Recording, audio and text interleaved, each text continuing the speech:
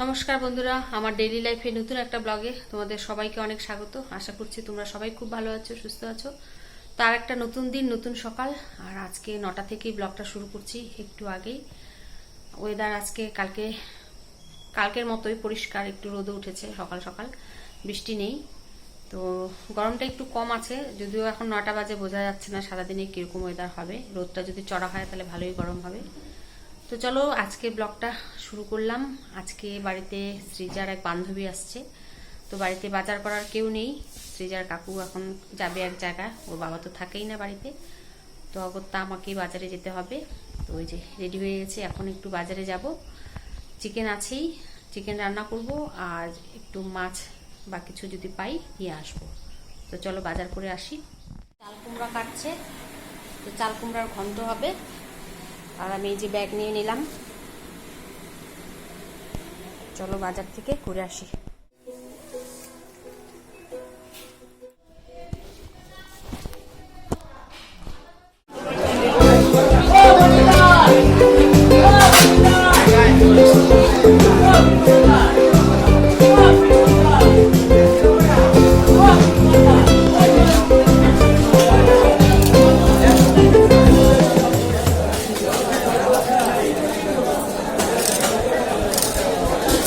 কত চিংড়ি? 150 টাকা পোয়া।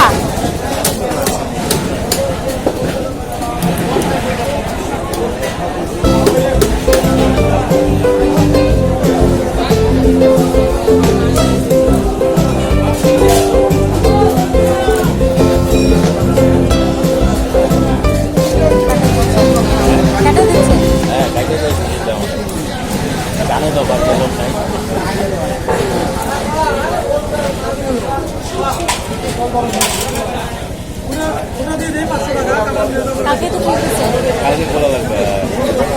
ওই খুলে ইলেকশন ট্রেনিং করে দেবে। হ্যাঁ, আচ্ছা দেবজানির কি কালকে? হ্যাঁ না, আমি তো দরজা ভালো আছেন।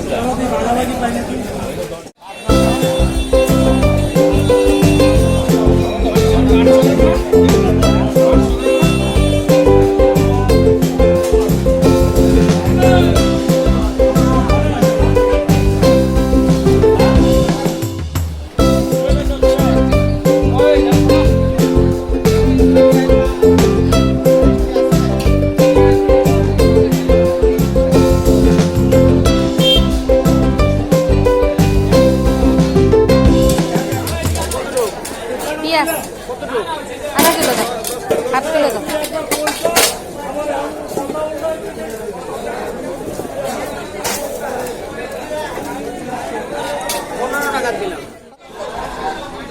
টমেটো এক পদ,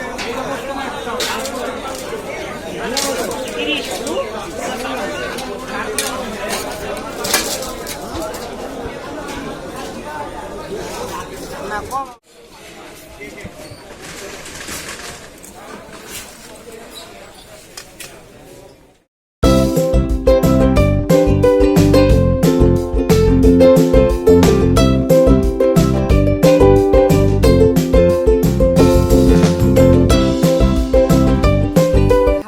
বাজার করে তো চলে আসলাম। কি কি আনলাম দেখাই, এখনো দেয় নাই বাবা নেট ভরে। তো এই যে এটা আনলাম, চিংড়ি মাছ মালাইকারি হবে, পোস্ত নিয়ে আসছি। নারকেল হলে শুনে হচ্ছে, নারকেল আছে কাঠি দিয়ে গেল, নারকেল দিলে শুনে সাতটা উঠে। অনেকক্ষণ পরে ছাদে আসলাম, স্নান টান সেরে সমস্ত কাজকর্ম করে রান্না করব। এখন পুজো টুজো দিয়ে রান্নার দিকে যাব। মাসে সব জোগাড় করে রেখেছে। আর বাড়িতে একজন হোক আর দুজন হোক, যে বাইরের কেউ আসলে তো একটু কাজের একটু হেরফের হয়। তো যাই হোক, সৃজার এক বান্ধবী আসবে, একজনই আসবে। সৃজা যেহেতু চলে যাবে 18 তারিখ, তোমাদের বললাম কালকের ব্লগে, তো সেই জন্য দেখা করতে আসবে। তো বান্ধবী ও এক জায়গায় চলে যাবে, এই এক জায়গায় চলে যাবে। তো পরে আর কবে দেখা হবে, 1 বছর তো হবেই না, পূজার সময় হয়তো হতে পারে। তো সেই জন্যই আসা। তো চলো রান্না বান্না করি। আর ছাদে জবা এগুলোই ফুটেছে, স্পেশাল কিছু ফুল ফোটেনি। তো চলো তাড়াতাড়ি রান্না করি, বেলা অনেকটাই হয়ে গেল, অলরেডি 11টা বাজে, দেরি হয়ে গেল আমার আজকে। তো কালকে ব্লগে বললাম আজকে ভেবেছিলাম ছাদটাকে পরিষ্কার করব, গাছগুলোকে উঠাবো, কারণ এখন যেহেতু বর্ষার সামনে চলে আসবে, কিন্তু সৃজার বান্ধবী আসার জন্য প্ল্যানটাকে চেঞ্জ করতে হলো, আজকে আর হলো না। দেখা যাক এর মধ্যে একদিন করবো যে কোনো।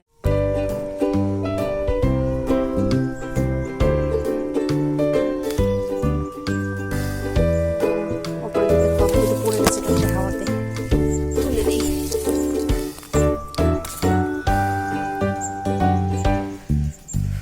আর এখান থেকে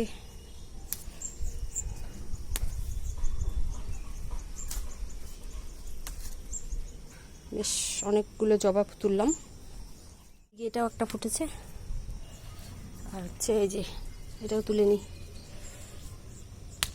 অনেক ফুল হয়ে গেল আজকে। ওদিকে একটা আছে, ওটা ছিড়বো না।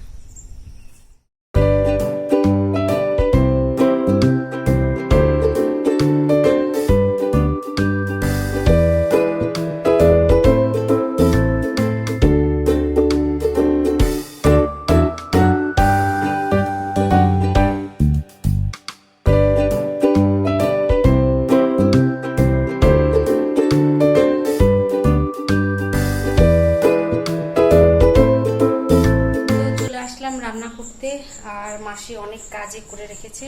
এই যে আলু ভেজে রেখেছে, টমেটো কেটে রেখেছে, এখানে মশলাও করে রেখেছে অনেকগুলো, পেঁয়াজ কেটে রেখেছে, এখানে এটা মা করেছে। এই যে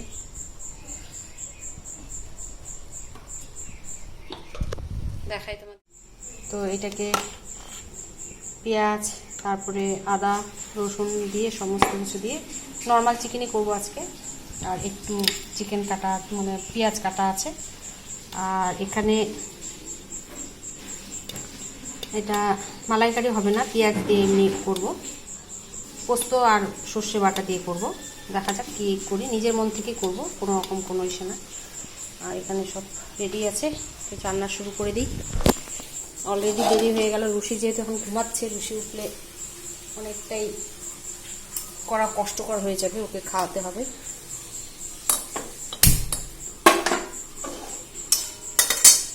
তো নর্মাল চিকেন করব।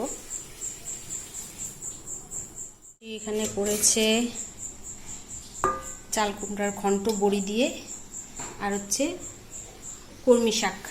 আর মা আজকে খাবে না, একাদশী, তো এটা কালকের চিকেন অল্প ছিল। আর এখানে আছে আলু ভাজা। 12টার সময় আসবে, তো এখন তো 11টা বাজে, 12টা 1টার দিকে আসবে। চিংড়ি মাছের জন্য পোস্ত, তারপরে সর্ষে, কাজু আর কাঁচা লঙ্কা দিয়ে রেখেছে, এটাকে পেস্ট করে নেব।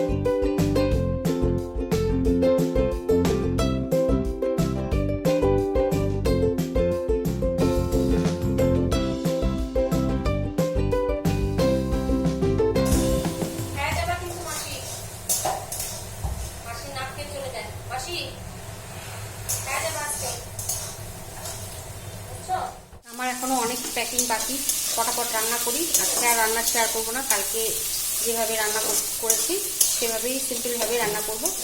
আর দেখি চিংড়ি মাছটা কিভাবে করি, সেটা যখন করবো শেয়ার করবো। আপাতত তাড়াতাড়ি চিকেনটা আগে করে নিই।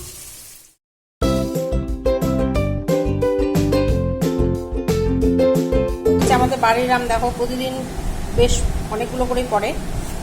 উপরটা খুব ভালো, কিন্তু ভিতরটা পাকলে পরে এই যে দেখো পাকলে নরম। এটা খাই। ভালো মিষ্টি। তো মাছগুলোকে ভালো করে ধুয়ে রেখেছি, আর এদিকে পোস্ত আর সর্ষে একটু বেটে নিলাম, তোমাদের দেখালামই। আর আগের দিন সৃজা যে বাটার চিকেন করেছিল তার সামান্য ক্রিম ছিল ফ্রিজে, সেটাও বের করে নিলাম। এবার ভাবছি চিংড়ি মাছটা কিভাবে রান্না করব। তো একদিকে কড়াইয়ে চিকেন বসিয়ে দিয়েছি, আর অন্যদিকে একটা কড়াই বসিয়ে দিলাম চিংড়ি মাছটা রান্না করার জন্য। তো বন্ধুরা, চিংড়ি মাছের মালাইকারি করার জন্য নারকেলের প্রয়োজন। তো বাড়িতে যেহেতু নারকেল নেই, তাই ভাবলাম নিজের মতো করেই একটা রেসিপি তৈরি করি। তো সামান্য লবণ আর হলুদ দিয়ে চিংড়ি মাছগুলোকে ভালো করে মেখে নিলাম। আর তারপরে যেহেতু সর্ষের তেল দিয়ে করব, তো কড়াইয়ে সর্ষের তেলটা দিয়ে ভালো করে গরম করে নিলাম। তারপরে হালকা করে চিংড়ি মাছগুলোকে ফ্রাই করে নিলাম। তো রান্না করতে করতে ভাবলাম আগের দিন সৃজা যে বাটার চিকেন রান্না করেছিল তাতে সামান্য ক্রিম বেঁচে আছে এখনও ফ্রিজে। তো সেটা 1-2 দিনের মধ্যে ব্যবহার না করলে নষ্টই হয়ে যাবে, তাই ভাবলাম সেই ক্রিমটা দিয়ে একটা নতুন কিছু করে নেওয়া যাবে। তো সৃজার বান্ধবী আসবে, সৃজা রান্না করবে না হয়, সৃজা কিন্তু আসলো একটু নাড়াহাটা করতে। আর চিংড়ি মাছ তো সৃজার খুবই পছন্দের।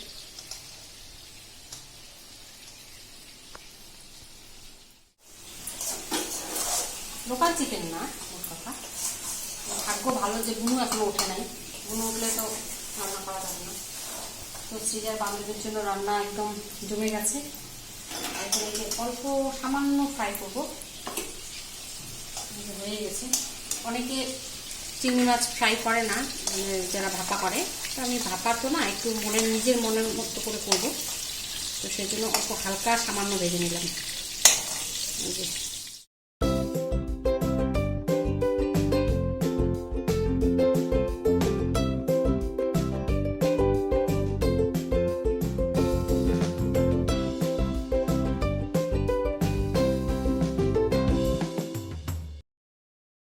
চলো এবার শেয়ার করি কিভাবে রান্নাটা করলাম।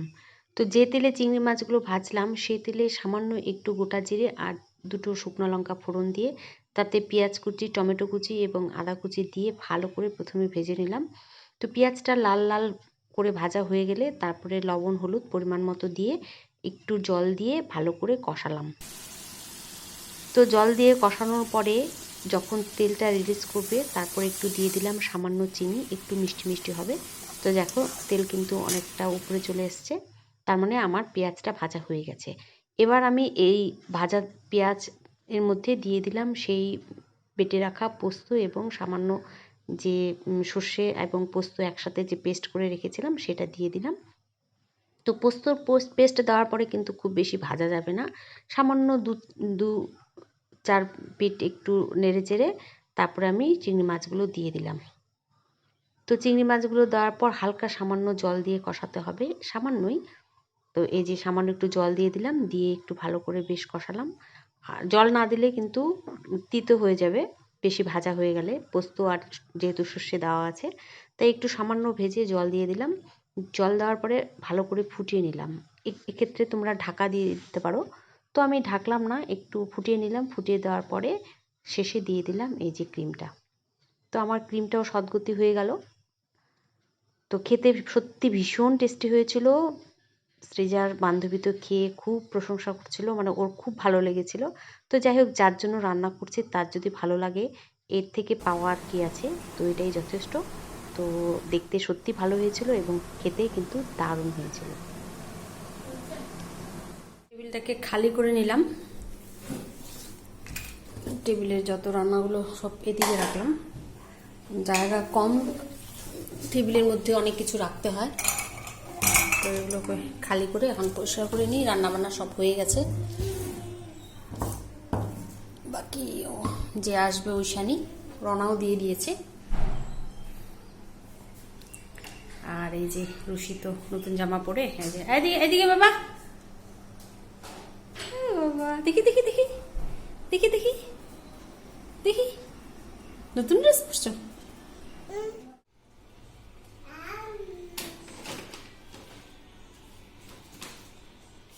তো সমস্ত কাজকর্ম হয়ে গেল, এখন একটু বারান্দায় আসলাম আর সবাই রেডি। এই যে পুচকিটাকে নতুন জামা পরিয়েছি, ও খুব খুশি। আর ঐশানি বললো, মানে সৃজার বান্ধবী, যে আলিপুর থেকে আসবে, যেহেতু প্রথম আসছে একা, তো সৃজাকে ফোন করে বললো ও কাবাখারুর বাস স্ট্যান্ডে আসলে পরে সৃজা যাবে নিয়ে আসতে। তো সৃজাও রেডি হয়ে বসে আছে, খুব খুশি, বান্ধবী বলে কথা। কে যে বাবা কি সুন্দর, কে কিলিটা কিলিটা, শুনো শুনো, ধরো ধরো ধরো, থ্যাংক ইউ বলে দাও দিদিকে, থ্যাংক ইউ বলে দাও, থ্যাংক ইউ বলে দাও দিদিকে। আমার বড় কোনো এক্সট্রা